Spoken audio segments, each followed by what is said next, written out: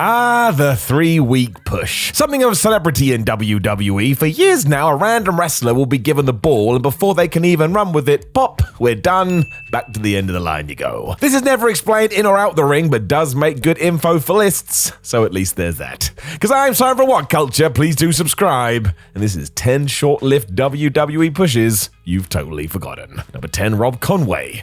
I mean, just look at him. For the uninitiated, these were the words of Rob Conway's theme song as he walked out to music that sounded like it was borrowed from Toy Story. It was weird. Happening in 2005, he certainly looked the part because he was jacked, but due to his last name, he was given the gimmick of the Con Man, and I think this sums it up. What were we thinking? It also came from nowhere, as he was in Tag Team La Resistance when he left, changed himself up, and returned on Sunday Night Heat. Initially, it seemed like he was going to go after legends as he targeted the likes of Doink, Greg Valentine, and even Coco Beware, and he managed to secure himself an Intercontinental title shot against Ric Flair. That didn't go well, obviously, and by the end of the year, we were done. WWE had given up, and we didn't see much of him again. This one was so strange. Number 9, Billy Gunn. Now, the 1999 attempt isn't as forgotten as some because it happened in a very unique way, but we're not focused on that. We are going 1 year later. Because in 2000, the then WWF decided they needed a new singles star, and why not Billy Gunn? He was big, popular, could work. Seemed like it was time to see what he was capable of when The Rock wasn't around to destroy him. Returning after an absence in October of that year, the Ass Man was now the one Billy Gunn, and that was that. Yep. The gimmick change didn't go further than switching his name, so surprisingly, the fans treated him identically.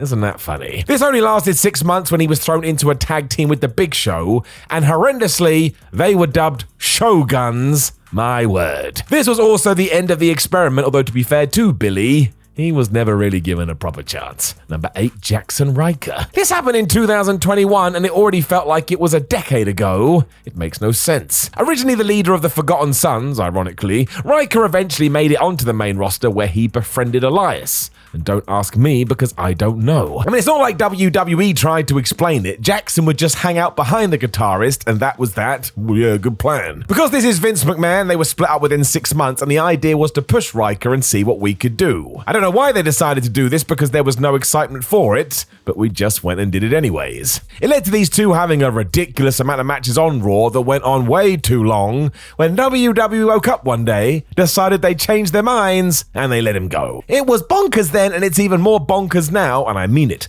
I need a documentary on this yesterday. Keeps me up at night. Number 7, Ezekiel Jackson. WWE accidentally trolled me at the Raw after WrestleMania in 2022 because when Ezekiel flashed up on the big screen, I thought it was the return of this guy. I was confused. Now it wasn't, but do not forget about Mr. Jackson. Another dude pushed during the Ruthless Aggression era, if you want to call it that, because he was massive. In 2011, he even won the Intercontinental title. I mean, the problems with that belt are becoming very eye-opening, are they not? No one thought this was a short thing, as he was being treated quite well, but then after 51 days, he dropped this belt to Cody Rhodes due to injury. Ezekiel never really recovered from that, sadly, so much so that when it was time to cut some of the roster, he was deemed surplus to requirements.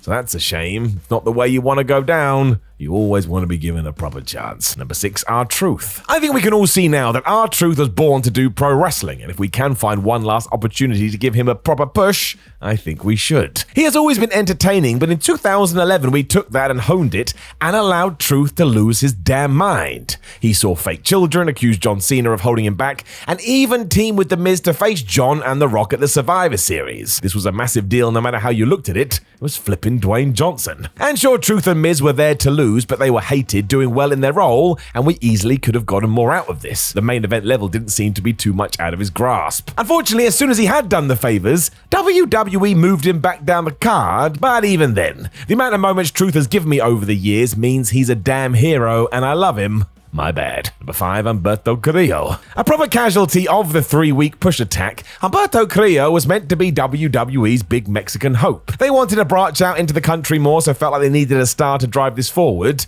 and for about a day it was Carrillo, and it just wasn't. Getting involved in late 2019, Humberto was programmed against the likes of Seth Rollins and AJ Styles, as they were told to make this kid look good. That happened to a certain extent, but a feud against Andrade was never allowed to flourish, and the push felt forced. And that's because it was forced, but still. It kind of came across that if we just let Carrillo do his thing, it would have worked naturally. But when you have the commentators going overboard anytime he's in the ring, well, you just know what's going on. It's like a fish slapping you in the face. When the fans didn't react, Humberto was quickly moved into the tag team scene, or just vanished from TV. So he got about 4 shows before WWE went, nah, that is insane. What are you meant to do? Number 4, Otis. So you do recall this one, but you can still show 2020 Otis and then 2022 Otis to someone and convince them they're brothers instead of the same person. The change in that 2-year period has been nuts. I mean, imagine I had told you back then that Otis, the money in the bank holder and lover of Mandy Rose, was going to shave up all his hair and be a kind of educated lackey. That barely makes any sense, but when he was the happy-go-lucky guy, it felt like WWE was going to do something with him. He had the damn briefcase. Otis was also beloved by mostly everybody, but when he had the success in his gal, WWE didn't know what to do with him, so it all stopped. The Miz even got the Money in the Bank opportunity by suing him in court. That happened in 2020. What a weird time. Number 3, Nydia. After Nydia won the first ever Tough Enough competition, WWE looked at her and said, yep, we've got it. You're going to be a Southern castaway who hangs out with Jamie Noble. It sounds awful, and it basically was, but fair play to Nydia and Mr. Noble. They embraced this and did such a good job, the two started to get used more and more. If we hadn't have split them up in 2004, I think there was legs here, even if they were formed in 2002. You don't have to break up a pairing just because you always have done. There are other things we can do. It all tied into the brand split, and when Nydia arrived on Raw, she had a small spark when she defeated Molly Holly and went after the women's title. But before the end of the year, got released. Now, there was no need for that either, but it does have to be said her original gimmick is what got fans talking.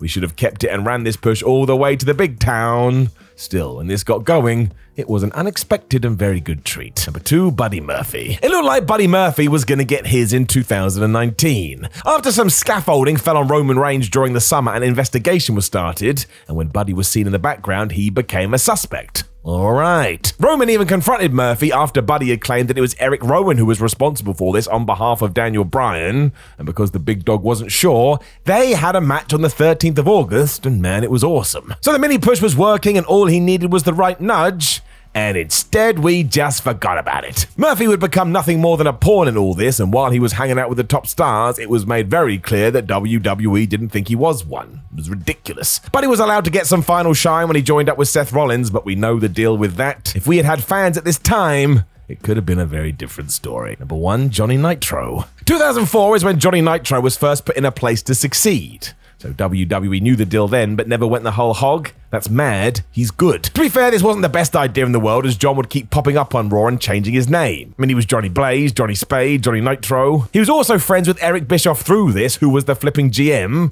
and it really felt like he could easily become a serious player for the ages. WWE didn't really agree, as after a few months they sent him back down to developmental, and as we know down there, he formed a team with Joey Mercury, and the rest is history. So it did definitely work out, but how many of you think Eminem and assume that was Nitro's first big break? Yes, me too. But actually, he had this small angle beforehand, although again, I have no idea what we were trying to achieve. No any other short-lived WWE pushes that we've all forgotten? Make sure you let us know in the comments below, and don't forget to like the video, share the video, and subscribe. Then head over to whatculture.com where you can read articles like this with your eyes. Make sure you come follow us on social media, and we have a ton of videos, a ton of them. Go and watch 0.7 of 1. My name is Simon from What Culture. Thank you for joining me as always. I appreciate you, and I will talk to you again soon.